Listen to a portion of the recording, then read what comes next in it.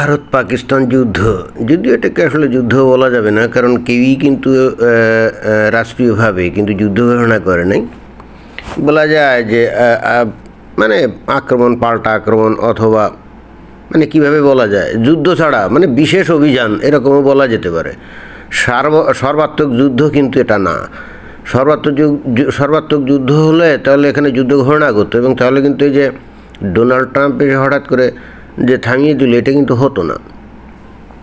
যাই হোক, আমার এই ভিডিওর মূল লক্ষ্য হচ্ছে এইবার তো 3 দিন ধরে এরা আঘাত পাল্টা আঘাত করলো, ইটস ওকে করে 3 দিন পরে যাই হোক থেমে গেল। এখন প্রশ্ন হচ্ছে যে এই যুদ্ধের ফলাফল কী, এবং কারা লাভবান বেশি? পাকিস্তান বেশি লাভবান নাকি ভারত বেশি লাভবান হয়েছে এই সংঘর্ষ এবং পাল্টা সংঘর্ষের মধ্য দিয়ে? চিন্তা করলাম যে এই বিষয়ে একটা ভিডিওর অবতারণা করা যেতেই পারে। বাংলাদেশের যে মিডিয়াগুলো আছে এইগুলা যদি আপনারা কেউ শোনেন, তাহলে দেখবেন যে ভারত একেবারে পাকিস্তানের কাছে তুলোধুনো হয়ে গেছে, এবং এখন ভারত ভয়ে কুঁকড়িয়ে আছে, এবং ভবিষ্যতে আর কখনো পাকিস্তানের বিরুদ্ধে বা পাকিস্তানের প্রতি চোখ তুলে তাকানোর আর সাহস ভারত পাবে না। এটাই হলো বাংলাদেশের ন্যারেটিভ। এবং অবশ্যই আমি জানি না যে পাকিস্তানের লোকজন কি মনে করছে। আমার ধারণা পাকিস্তানের লোকজন এরকমভাবে মনে করে না, কারণ ওরা তো সরাসরি এই যুদ্ধের মধ্যে ছিল, তারা তো বাস্তবে দেখছে যে ঘটনাটা কী, তাই না? যে ভারতের মিসাইল বা তাদের যে ড্রোন, এগুলো কিভাবে নিখুঁতভাবে আঘাত টাঘাত হানতে পারে, এগুলো তারা সরাসরি দেখছে। অর্থাৎ তারা কতটা আসলে এখন নিশ্চিত যে ভবিষ্যতে ভারত তাদের দিকে তাকাতে পারবে কি পারবে না। বাট বাংলাদেশের মানুষ তো আর বাস্তবে দেখে নাই, তারা তো ধর্মীয় উন্মাদনায়, বাংলাদেশের মানুষ বস্তুত ধর্মীয় উন্মাদনায় চলে, তো এই জন্য কমন সেন্স তাদের নাই। আর বাংলাদেশের এই পাবলিকের মনোভাব বুঝতে পেরে বাংলাদেশের মিডিয়াগুলা মনোরঞ্জনমূলক খবর ছাপে। তো যাই হোক, তারা ছাপতে থাকুক, বাট আমি অন্তত অ্যাটলিস্ট একটু নিরপেক্ষভাবে বিশ্লেষণ করে দেখি যে এখানে কে লাভ বেশি করলো এবং কার ক্ষতি বেশি হলো বা লাভ বেশি হলো, এইটা আর কি। প্রথমেই পাকিস্তানের লাভ ক্ষতির কথাটা একটু আমরা ধরতে পারি। এই পাকিস্তান এই যুদ্ধে খুব স্পষ্টভাবে বুঝতে পারলো যে তার বন্ধুকে এবং শত্রুকে এবং প্রকৃত যুদ্ধের সময় তার পাশে কে এসে দাঁড়াবে। আমরা দেখলাম যে একটা দেশ পৃথিবীতে যে দৃঢ়ভাবে পাকিস্তানের পক্ষে এসে দাঁড়ালো সেটা হলো তুরস্ক, এবং চায়নাও কিন্তু তলে তলে দাঁড়িয়েছে। এবং চায়না কিন্তু ব্যাপকভাবে পাকিস্তানকে ড্রোন সরবরাহ করেছে, যদিও ভারতের দাবি এই ড্রোনগুলো খুব বেশি কিছু ক্ষতি করতে পারে নাই, সেগুলো অধিকাংশই আকাশেই তারা ধ্বংস করে দিয়েছে। অনেকে হয়তো মনে করতে পারে যে এটা ভুয়া কথা। আপনাদের জ্ঞাতার্থে বলে রাখি, ড্রোনগুলোর গতি কিন্তু সাধারণত 250 থেকে 300 কিলোমিটার গতির হয়, বা অধিকাংশ ড্রোনের গতি কিন্তু 200 কিলোমিটারের নিচে থাকে বা 200 কিলোমিটারের আশেপাশে থাকে। এইগুলোকে ধ্বংস করার জন্য একেবারে অত্যাধুনিক sophisticated surface two air missile অথবা এয়ার টু এয়ার মিসাইল এগুলোর কোনো কিছুই দরকার পড়ে না। যদিও আমরা শুনেছি ভারত নাকি ব্যাপকভাবে S-400 মিসাইল ইউজ করছে, সারফেস টু এয়ার মিসাইল, কিন্তু এগুলোর আসলে দরকার পড়ে না। এগুলো মেশিন গানের গুলি দিয়েই ফেলে দেওয়া যায়। বর্তমানে এই যে এই ইউক্রেন আর রাশিয়ার মধ্যে যত ড্রোন চালাচালি হয় না, সিংহভাগ ড্রোনই কিন্তু ওই মিসাইল লাগে না, ওই মেশিন গানের গুলি দিয়েই ফেলে দেয়। গতি যেহেতু কম, এই জন্য ফেলে দেওয়া যায়। এবং এটা কিন্তু সস্তাও সিস্টেম, কারণ হচ্ছে একটা মনে করেন যে টার্কিশ যে ড্রোন বা চাইনিজ যে ড্রোন, এইগুলোর একটা দাম মনে করেন যে 1000, 1500, 2000, নাহলে $5-10,000 ধরা যায়, একটু বড় যেগুলো। তো একে ভূপাতিত করার জন্যে যে মিসাইলটা ফায়ার করা হয় তার দাম হয়তো $30,000 থেকে $50,000। তাহলে এখানে বিশাল অর্থনৈতিক ক্ষতি না। আর একটা ড্রোনের মধ্যে যে এক্সপ্লোসিভ থাকে ওটা খুব বেশি না, অর্থাৎ ওই ড্রোন এসে কোনো জায়গায় এসে যদি পড়ে ওতে খুব বেশি ক্ষতি তাও কিন্তু না। অর্থাৎ ড্রোন দিয়ে যে কাজটা করা যায়, শত্রুকে ব্যতিব্যস্ত করে তোলা যায়। বিভিন্ন জায়গায় যে মানে হুদাই একটা বিস্ফোরণ ঘটালো, ছোটোখাটো আগুন টাগুন ধরে গেলো, এরকম। এখনও ড্রোনের সেই সাইজ এবং তার ক্ষমতা সেই লেভেলের যায় নাই একটা বিমান যে কাজ করতে পারে। তো এখানে পাকিস্তান যে সুবিধাটা পাইল, তারা টেস্ট করে দেখতে পেল যে তাদের প্রয়োজনে তুরস্ক বিপুলভাবে ড্রোন সাপ্লাই দিতে পারে এবং চায়না হয়তো দিবে, এটা কিন্তু তাতে কতটা কাজ হবে সেটা প্রশ্ন সাপেক্ষ। এবং একই সাথে চাইনিজ যে ওয়েপন্স পাকিস্তান ইউজ করে তার ধার সম্পর্কে তারা অবগত হলো।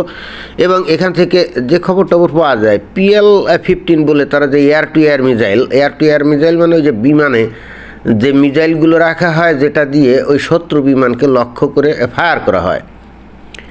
তো PL-15 যে এয়ার টু এয়ার মিসাইল এটা মনে হয় যে বেশ ভালোই কার্যক্ষম, আমার কাছে যেটা মনে হয়েছে। তবে তাদের আকাশ প্রতিরক্ষা ব্যবস্থা যেটা নাকি চায়না থেকে এনে তারা সেট আপ করেছে, সেটা SQ-9 এই আকাশ প্রতিরক্ষা ব্যবস্থা, যেটা নাকি basically surface two air missile, অর্থাৎ ভূমি থেকে আকাশে কোনো লক্ষ্যবস্তুতে আঘাত করা হয়, যেমন মিসাইল, ক্রুইজ মিসাইল বা ব্যালিস্টিক মিসাইল অথবা বিমান অথবা ড্রোন, এগুলো ফেলার জন্যে আমরা দেখেছি এটা খুব বেশি কার্যকরী হয়নি বা এটা খুব কার্যকর্তা প্রমাণিত হয় না, কারণ ভারতের একটা মিসাইলও ইন্টারসেপ্ট করে SQ-9 এই আকাশ প্রতিরক্ষা ব্যবস্থা কিছুই করতে পারে নাই। প্রথমে যে 7 মেতে যখন 9টা ঘাঁটিতে আক্রমণ চালালো ভারত, আমরা দেখলাম যে প্রত্যেকটাই নিখুঁত জায়গায় আঘাত, নিখুঁতভাবে লক্ষ্যবস্তুতে আঘাত হানছে। এবং ওই সময়ে যেটা আমি শুনছি, ভারত ব্যবহার করছিল স্ক্যাল্প নামে এক ধরনের ক্রুইজ মিসাইল। এই স্ক্যাল্প হলো ওই যে সাম্প্রতিককালে ওই যে ব্রিটেন থেকে দেওয়া স্টর্ম শ্যাডো বলে এক ধরনের ক্রুইজ মিসাইলের নাম আপনারা শুনছেন, যেটা ইউক্রেনকে দিছিল। এই স্টর্ম শ্যাডোরই ফ্রেঞ্চ ভার্সন হলো এই স্ক্যাল্প। তো এটা নিখুঁতভাবে লক্ষ্যবস্তুতে আঘাত আনছে এবং এখানে ওই পাকিস্তানের এয়ার ডিফেন্স সিস্টেম একে প্রতিহত করতে পারেন। এবং নট অনলি দ্যাট, আর একটা অস্ত্র ব্যবহার করছে ওই 7 মে তারিখে, সেটা হলো ইসরায়েলের থেকে সাপ্লাইকৃত স্পাইস 2000 বা স্পাইস, এটা মিসাইল না, এটা হলো স্মার্ট বম। এই স্মার্ট বম আবার ওই যে লেজার গাইডেড হতে পারে বা GPS গাইডেডও হতে পারে।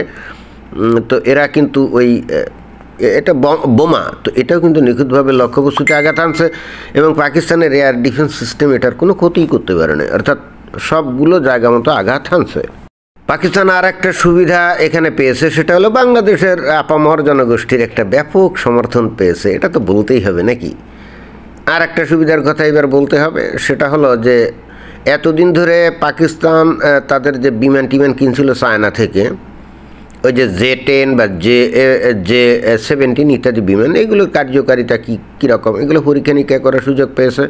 এবং পাকিস্তান নিজেরাও তাদের যে মিসাইল তৈরি করেছে, যে টাতপ কি জানি আছে না, তো এগুলোও ছুড়ে এদের কার্যকারিতা পরীক্ষা করছে। এবং সত্য কথা বলতে কি, ভারতের বিভিন্ন জায়গায় কিন্তু এই মিসাইলগুলো আঘাত হানছে। এখানে সবগুলো মিসাইল কিন্তু ভারত ফেলতে পারেনি, তারা যদি ওই যে S-400 নিয়ে অনেক গর্ব অহংকার করে, কিন্তু যেহেতু S-400 ব্যাটারির সংখ্যা কম, তো মনে হয় ওই জন্য ফেলতে পারে নাই, আদারওয়াইজ হয়তো বা পারতো।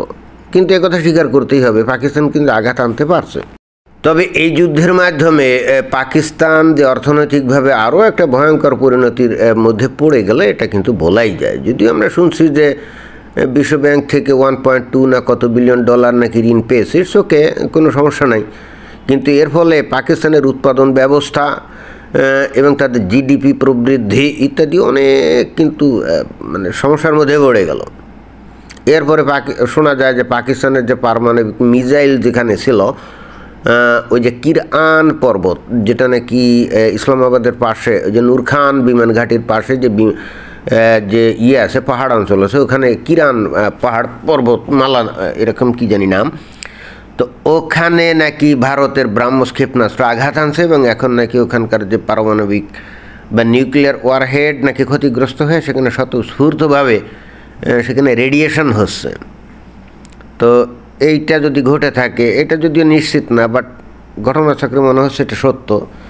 যদি হয়ে থাকে তাহলে তো পাকিস্তানের জন্য বিশাল বিপদ, তাই না? এখন এইটা কে সারাবে? আমেরিকা থেকে নাকি টেকনিশিয়ান আসছে, এটা বিভিন্ন সূত্রের খবর আর কি, যদি এসে থাকে। কিন্তু এই পারমাণবিক পদার্থ, ইউরেনিয়াম এবং এই ধরনের তেজস্ক্রিয় রেডিও অ্যাক্টিভ পদার্থ সম্পর্কে যাদের আইডিয়া আছে আপনারা জানেন, ওই কোনো ফেকনিশিয়ান দিয়ে এগুলো কাজ হয় না। এগুলো যদি ওপেন হয়ে যায়, মনে করেন যে বোমার মধ্যে যে ইউরেনিয়াম আছে না, মনে করেন ওটা আঘাতে ভেঙে ইউরেনিয়াম চতুর্দিকে ছড়ায় গেছে। হ্যাঁ, এখানে কোনো টেকনিশিয়ান দিয়ে কাজ হয় না, ও স্বতঃস্ফূর্তভাবে ও কিন্তু রেডিয়েশন চতুর্দিকে ছড়িয়ে দেবে। ওইটাকে ইয়ে করতে গেলে, দমন করতে গেলে, নিবৃত্ত করতে গেলে তখন ওই যে রেডিয়েশন নিরোধী এক ধরনের পোশাক আছে। কিন্তু আসল ঘটনা কি জানেন, যাদের সায়েন্স সম্পর্কে জ্ঞান আছে তারা জানবেন পৃথিবীতে 100% রেডিও অ্যাক্টিভ রেডিয়েশনকে প্রতিহত করার মতো কোনো ওই ধরনের পোশাক আসলে নাই। ও ঠিকই অতি শক্তিশালী রেডিয়েশন আপনার পোশাক ভেদ করে আপনার শরীরে যাবেই, মানে 100% প্রতিরোধ করা যায় না। তারপরে ধরা যায় যে 95-96% প্রতিরোধ করে পোশাক টোশাক পরে ওই ইউরেনিয়ামগুলো মানে টাকায় তারপরে ইয়ে করা গেল। কিন্তু তারপরে কোথায় কী আসে না আছে, আসলে খুব বিশাল একটা ক্ষতি যদি ঘটনাটা সত্য হয়। এবং এইটা দিয়ে পাকিস্তান যে তাদের এই অ্যাটমিক ওয়ারহেড বা নিউক্লিয়ার ওয়ারহেড যেটাই বলি না কেন, এগুলো যে খুব ভালোভাবে সংরক্ষণ করে না বা ভালোভাবে সংরক্ষিত ছিল না, এই দুর্বলতাটা কিন্তু প্রকাশ পেয়ে গেল, রাইট? এত কিছুর পরে পাকিস্তান সবচেয়ে ভয়ঙ্করভাবে যে লসটা করেছে, ক্ষতিটা করছে, সেটা কি জানেন? সাইকোলজিক্যালি একটা ভয়ঙ্কর ক্ষতির সম্মুখীন হয়েছে, যেটা আর ভবিষ্যতে পূরণ হবে না। সেটা হলো, এতদিন এই পারমাণবিক বোমার ভয়ে দেখিয়ে ভারতকে কিন্তু ব্ল্যাকমেইল করে তারা ওই সন্ত্রাস রপ্তানি করতো ভারতের মধ্যে।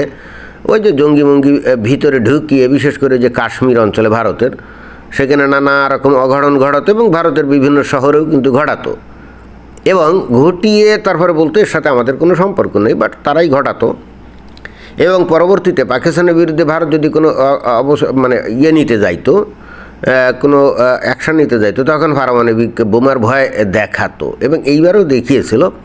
তো সাইকোলজিক্যালি যে ভয়ঙ্কর ক্ষতির সম্মুখীন হয়েছে, সেটা হলো যে এই সমস্ত ভয়টায় দেখিয়ে ব্ল্যাকমেলিং করে আর ভারতকে দমন করা যাবে না। অর্থাৎ ভারত তাদের এই ব্ল্যাকমেইলে আর ভীত হবে না। ঠিক আছে, তোমার বোমা আছে, পারলে 2-4টা মারো, হ্যাঁ, অসুবিধা নাই, বাট মনে রেখো 2-4টা মেরে আমাদের 2-1টা শহর ধ্বংস করতে পারো, কিন্তু পরিবর্তে তোমার গোটা দেশটাই পৃথিবীর মানচিত্র থেকে হারিয়ে দেয়া হবে আর কি, নিঃশেষ করে দেওয়া হবে, মুছে ফেলা হবে। এই মেসেজটা ভারত তাদেরকে ভালো মতো দিতে পারছে এবং তাদের মাথায় গেঁথে গেছে বলে আমার কাছে মনে হয় যে ভবিষ্যতে তাদের এই যে অস্ত্র, ব্ল্যাকমেইলিং করার যে অস্ত্র, এইটা আর কাজে আসবে না। এই যুদ্ধে আমার মনে হয় এখন মুমিন মুসলমানদের পছন্দ হবে না, কিন্তু পছন্দ হোক আর না হোক আমার তো আর কিছু যায় না, সত্য কথা বলতে হবে, তাই না? বাস্তব যেটা, ভারতের উপকার হয়েছে অনেক। কীরকম জানেন? প্রথম উপকার, তারা যে নিজস্ব যে ইন্ডিজিনাস যে অস্ত্র যেগুলো আছে, অর্থাৎ ডোমেস্টিক্যালি যেগুলো প্রডিউস করে, যেমন ব্রাহ্মস, আকাশ মিসাইল, তাই না, আরও নানা রকম সিস্টেম আছে, এইগুলো কার্যকর কিনা এটা কিন্তু পরীক্ষা নিরীক্ষা করার তারা সুযোগ পেয়েছে এবং তাতে তারা আশাতীতভাবে সফল। বিশেষ করে ব্রাহ্মস মিসাইল, যেটা হলো সুপারসনিক গতিতে চলে বা হাইপারসনিক গতিতে চলে, অর্থাৎ 3 মাক, অর্থাৎ শব্দের গতির 3 গুণ গতিতে চলে। এটা কিন্তু ক্রুজ মিসাইল, অর্থাৎ নিয়ন্ত্রিত মিসাইল, যাকে টার্গেট লক করে দিলে ও একেবারে নির্দিষ্ট লক্ষ্যবস্তুতে গিয়ে আঘাত হানবে। এইটার পাল্লা হলো 500 কিলোমিটার থেকে, এমনি নর্মাল যে সিস্টেম তার পাল্লা হলো 250 থেকে 500 কিলোমিটার এরকম। তবে একটা উন্নত ভার্সন আছে যেটার পাল্লা হলো প্রায় 800 কিলোমিটার। এই অস্ত্রটা যে একেবারে মোক্ষম অস্ত্র এবং সুনির্দিষ্ট লক্ষ্যবস্তুতে নিখুঁতভাবে আঘাত আনতে পারে, যদিও এখানে রাশিয়ার টেকনোলজি তারা ইউজ করে এই কাজটা করছে, বাট নিজেরা তারা ইন্ডিজেনাসলি এটা তৈরি করছে এবং এখন তারা নিজেরা ব্যাপকভাবে উৎপাদন করতে সক্ষম। এইটা তাদের একটা বিরাট সফলতা। এতে করে ভবিষ্যতে ভারতকে খোঁচাতে পাকিস্তান অন্তত 100 বার চিন্তা করবে এবং একই সাথে ভারতের জন্য এটা একটা কিন্তু অস্ত্র রপ্তানিরও একটা বিরাট সুযোগ হয়ে গেল। অর্থাৎ পৃথিবীবাসী দেখল যে ভারতের অস্ত্রের ধার অন্য ওই আমেরিকা বা রাশিয়া বা অন্য যে কোনো দেশের অস্ত্রের তুলনায় একেবারে কম না। নিখুঁতভাবে লক্ষ্যবস্তুতে যদি আঘাত হানার ক্ষমতা পায় এই ক্রুজ মিসাইলটা, এবং তাও আবার সুপারসনিক গতিতে, তাহলে এইটা যে একটা, এবং এইটা কিন্তু বেসিক্যালি চায়নাকেও একটা মেসেজ দেয়া হলো যে চায়না সাবধান, তুমি ভারতকে যা মনে করো ভারত কিন্তু আসলে ওইটা না, এবং আকাশ মিসাইল যেটা এয়ার টু এয়ার মিসাইল সেটার একটা পরীক্ষা এখানে হয়ে গেছে। ভারত যে ইসরায়েল থেকে যে টেকনোলজি ধার করতো বা তাদের কাছ থেকে যে হারপ নাকি জানি একটা ড্রোন আমদানি করে কাজ করতো, এবং একই সঙ্গে স্পাইস 2000 যে স্মার্ট বোমাগুলো আমদানি করে, এগুলো যে একেবারে অত্যন্ত নিখুঁতভাবে আঘাত হানতে পারে, এইটা কিন্তু ভারত পাকিস্তানকে বুঝিয়ে দিতে সক্ষম হয়েছে। এবং ভারত পাকিস্তানকে একেবারে অত্যন্ত পরিষ্কারভাবে এই বার্তা দিতে পারছে যে ভবিষ্যতে তারা যদি ওই মানে মিসাইল টিজাইল মেরে পাকিস্তানকে ওই ভারতকে শিক্ষা টিকা দিতে, সেটা সম্ভব না, এটা আকাশ কুসুম স্বপ্ন মাত্র। কারণ ভারতের ওই আকাশ প্রতিরক্ষা ব্যবস্থা সহ আরও অন্যান্য ব্যবস্থা এতভাবে তারা উন্নত করে ফেলছে, পাকিস্তান চাইলেও আক্রমণ করে ভারতের তেমন কোনো ক্ষয়ক্ষতি করতে পারবে না। বিশেষ করে তাদের S-400 সহ আর অন্য সিস্টেম যেগুলো আছে সেগুলোর কারণে পাকিস্তান চাইলেও ভারতের মাটিতে আঘাত খুব বেশি একটা করতে পারবে না। কিন্তু সেই আঘাত করার আগেই ভারত কিন্তু পাকিস্তানকে একেবারে মাটির সাথে মিশিয়ে দেওয়ার ক্ষমতা রাখে। এতদিন ওই পাকিস্তান যে ব্ল্যাকমেইল করতো পারমাণবিক বোমা দিয়ে, এইটাকে সম্ভবত চিরতরে পাকিস্তানকে মানে বুঝিয়ে দেওয়া সম্ভব হবে যে ভবিষ্যতে এই কাজ আর করো না। আর চীনের কাছে মেসেজ দেওয়া হলো যে ভারতের টেকনোলজি কোনো অংশে কম না, তোমরা যে যতই লাফালাফি করো, আমরা যে মিসাইলগুলো তৈরি করছি খালি ব্রাহ্মস না, আর অন্যান্য ইন্টারকন্টিনেন্টাল ব্যালিস্টিক মিসাইল আছে না, যেমন অগ্নি 5 পর্যন্ত মনে হয় এরা তৈরি করছে, এবং এই অগ্নি 5-এর যে রেঞ্জ আমি দেখলাম সেটা প্রায় 7000 কিলোমিটার, অর্থাৎ চায়নার প্রত্যেকটা শহর এই মিসাইলের আওতায়। তা ব্রাহ্মসে যখন নিখুঁতভাবে আঘাত আনার মতো টেকনোলজি এরা সংযোজন করতে পারছে, তাহলে অগ্নি 5 বলেন বা 4 বলেন 3 বলেন, তাতেও নিশ্চয়ই টেকনোলজি আছে, তাই না? তার মানে ভারত চায়নার প্রত্যেকটা শহরে নিখুঁতভাবে আঘাত করার ওই ক্ষমতা অর্জন করছে। অতএব চায়নাকে ভারত এখন বুঝায় দিতে সক্ষম হলো যে চায়না বেশি বাড়াবাড়ি করো না, তুমি যদি আমার উপর আঘাত আনার ক্ষমতা অর্জন করে থাকো তো তোমাকেও মাটির সাথে মিশিয়ে দেওয়ার ক্ষমতা আমার আছে। ভারত এই মেসেজটাও দিতে পারছে বলে আমার কাছে মনে হয়। সর্বোপরি পাকিস্তান এতদিন যেভাবে ভারতকে উত্ত্যক্ত করত, ভবিষ্যতে উত্ত্যক্ত করতে মনে হয় 10 বার চিন্তা করবে, এবং তারা যদি ওই জঙ্গি প্রশিক্ষণ ইত্যাদি দিয়ে আবারও জঙ্গি রপ্তানি করার ধান্দা করে, তাহলে ভারত কিন্তু যখন তখন ওই পাকিস্তানের মধ্যে ঢুকে এখন কিন্তু র্যান্ডম মেরে আসবে। ওই আগের মতো আর অত ডিক্লারেশন দিবে না বা ইতস্তত করবে, আমার কাছে তা মনে হয় না। যখনই ভারতে কোনো সন্ত্রাসী আক্রমণ ঘটবে, সাথেই তার প্রতি অ্যাকশানে পাকিস্তানের সেই কথিত জঙ্গিদের ঘাঁটি এগুলো কিন্তু সাথে কিন্তু মাটির সাথে মিশে দেওয়ার জন্যে ভারত ব্যবস্থা নেবে। এবং এই যুদ্ধে আর একটা জিনিস পরিষ্কার যেটা হলো, ভারত অ্যাটলিস্ট ওই যে মান্ধাতার আমলের যে ফাইটার প্লেন বা বোমারু বিমান টিমান এগুলো অ্যাভয়েড করছে। ওই যে MiG-29 আজকে থেকে 70 বছর আগেকার বিমান, যেটা নাকি ওই যে একবার বালাকোটে যে অভিযান করতে গিয়ে তাদের একজন ফাইটার মানে পাইলট ধরা খাইছিল না, এইটা অ্যাভয়েড করছে। এবং আমার মনে হয় যে যেহেতু পাকিস্তান ব্যাপকভাবে ড্রোন ইউজ করছে, যেটা আমরা দেখলাম খুব সস্তা ছোট ড্রোন, ভারত মনে হয় যে এইবার এই ড্রোন উৎপাদনে মনোযোগী হবে।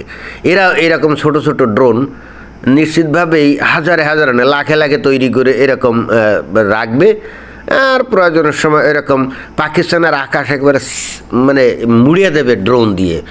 আমার ধারণা ভারতের থিঙ্ক ট্যাঙ্ক যদি চিন্তা ভাবনা করে তাহলে ড্রোন উৎপাদনের দিকে মনোযোগ দিবে, এবং এদের তো বিজ্ঞানী আছে, এরা এগুলো পারবে, আমার এটা দৃঢ় বিশ্বাস। কিন্তু পাকিস্তানের বিষয়টা হলো ওরা তো 100% অস্ত্রপাতি সব কিছু আমদানি করে, তাই না?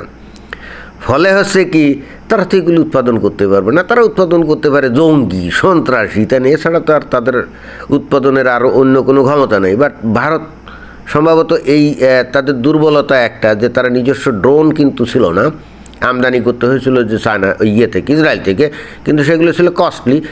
অন্যদিকে পাকিস্তান সস্তা দামের ছোট ছোট ড্রোন এনে ভারতকে চমকে দিচ্ছিল। তো এইটা তো ভারত বুঝে গেছে। তো ভারতও এরকম 500-1000 ডলার খরচ করে যে ধরনের ছোট ছোট ড্রোন তৈরি করা যায়, কিছু 5 কেজি 10 কেজি এক্সপ্লোসিভ দিয়ে পাঠিয়ে দেওয়া যায়, তো এইগুলো এখন ম্যাসিভলি প্রডিউস করবে নিজেরাই, আমার ধারণা। অর্থাৎ ভবিষ্যতে পাকিস্তান আর এই ভারতকে কোনোভাবেই আর উত্ত্যক্ত করতে পারবে না, করলে তার প্রতিঘাত তারা সাথে সাথে পাবে। এবং এই বার্তাটা পাকিস্তানকে বুঝিয়ে দিতে পারছে ভারত, আমার কাছে এটাই মনে হয়, এবং এটাই হলো ভারতের জন্য সবচেয়ে বড় লাভ। ধন্যবাদ।